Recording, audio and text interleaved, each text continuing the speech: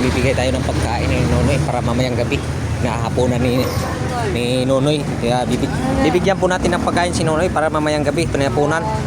Kasi ano ito po ay siya ay nagbabantay po siya ng CR, kaya bibigyan natin pagkain. Ayan, pagkain yan para sa'yo, para mamaya. Oh, kompleto yan, may ano yan, may itlog, may pansit yata yan, tsaka sinangag. May itlog ba? Oo, sarap yan, parang masarap yung kain mo mamaya. Ano pang maga itong kinagag mo? Ha? Yung maga? Oo, ayos yan. Oo. Sarap yan. Para mamaya mo yan, no? Ito po, nagbabantay po siya ng CR dito. Laki na ng puno mo, ha? Ganda na ng halaman mo, ha? Halaman ko yan, laki na, oh. Laki na. Talang yan.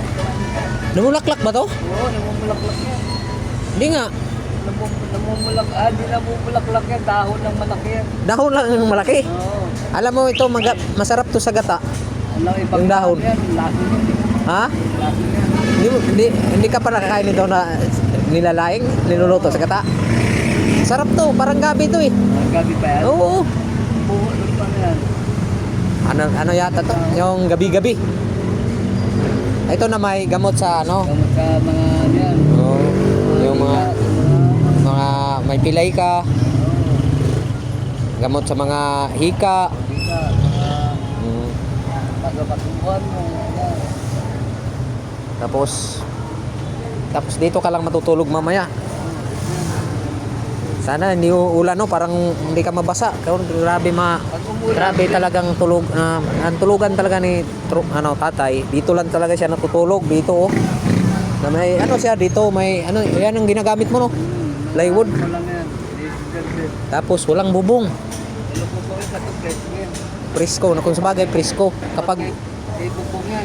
Kapag walang ulan, okay, ang ganda ng tulog. Ulan, doon ako sa kabila. Dito ka tatakbo. Grabe, no, ang hirap ng kalagayan. Malaking bahay ko. Sabagay, pag ulan, pag sarado yan dyan, ang laki ng mga tip dyan eh. Hindi ka mababasa. Problema, yung lamok.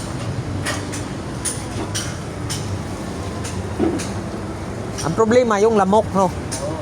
Kaya po mga katropa, binigyan po natin si tatay ng pagkain para mamaya.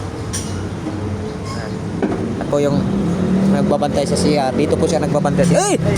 Ikaw pala yan!